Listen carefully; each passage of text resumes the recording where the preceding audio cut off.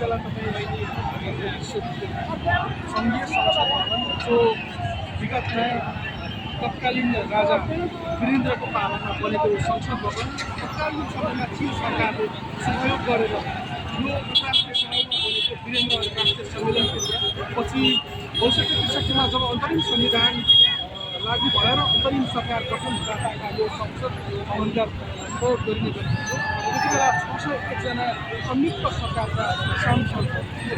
त्यति बेला नेकपा माओवादी र नेपाल सरकार बिच तत्कालीन राजतन्त्र बिचको एउटा सहमतिका पश्चात एउटा नयाँ सरकार गठन हुँदाखेरि यो संसद भवनका प्रयोग भएको थियो।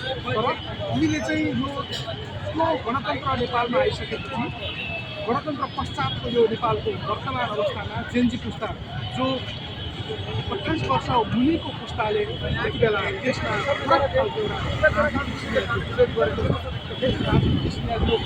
संसद भवनमा देखिन्छ र यो सिंहदरबार खाली भइसकेको छ।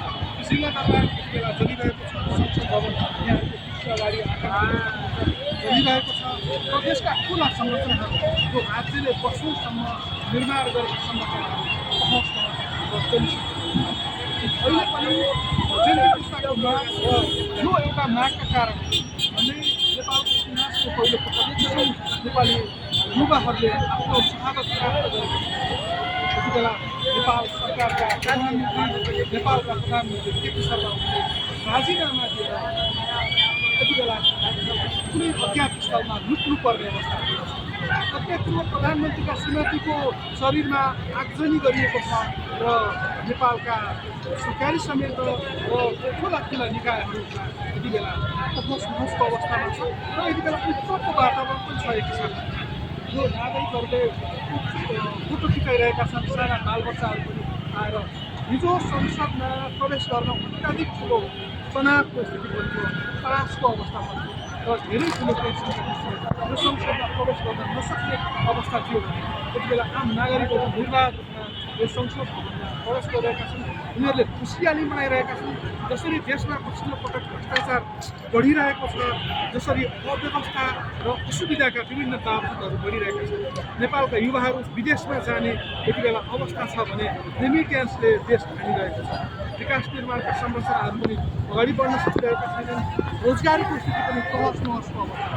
त्यसै गरी सुशासनको अवस्थामा पनि आम नागरिकले यो प्रश्न उठिरहेका बेला ठुलो एउटा जेनजी पुस्ताको युवाहरूले यसको मुहार निकै धेरै परिवर्तन भइसकेको छ।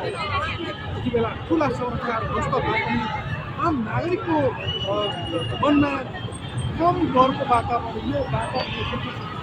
साना र गृहिणी दिदीबहिनीहरू पनि त्यति बेला संसद भवनमा अवलोकनका लागि आउनु भएको छ। हेरिरहनु भएको छ।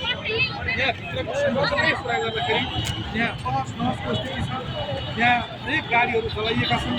संसद अब लगभग ध्वस्तको अवस्थामा छ र यो संसद विगठन भएर नयाँ गठन गर्ने जेनजी पुस्ताको मागलाई पनि राज्यले सुन्नुपर्ने बाध्यता अवस्थामा छ।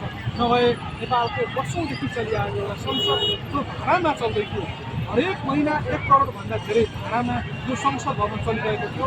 नेपालले आफ्नो संसद भवन बनाउन बनाइसकेको अवस्थामा यति बेला भाडाको संसद भवन चलेको अवस्थामा छ र यो चलेको संसद भवन यति बेला हाम्रै आँखा अगाडि देखिरहेका छन्।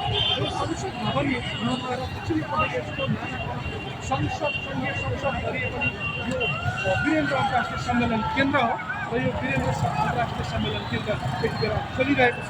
यो स्थिति तपाईँले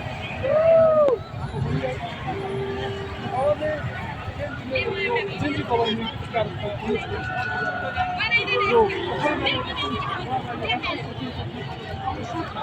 ठुलो एउटा संरचनाको वातावरण अवस्थामा छ र नेपाली जनताहरूले खोजिरहेको साँच्चीकै सुशासन, साँच्चीको लोकतन्त्र, भ्रष्टाचार मुक्त मुलुक र रोजगारयुक्त मुलुक जो अहिले विदेशमा खाडीमा युवा ओसार्ने देशका रूपमा परिणत भइरहेको छ, त्यो चिज अन्त्यका लागि यति बेला जेनजी पुस्ताले गरिरहेको पहल अब कस्तो यो देशमा असर गर्ला अथवा कस्तो खालको मुहार बन्ला, यो देशमा अब नयाँ सरकार कस्तो बन्ला र नेपाली आम नागरिकहरूले सुशासन समृद्धिको साँच्चै सपना के अब जेन्जी पुस्ताको आगमनले पुरा होला, यी विषयहरू अहम बनेका छन्।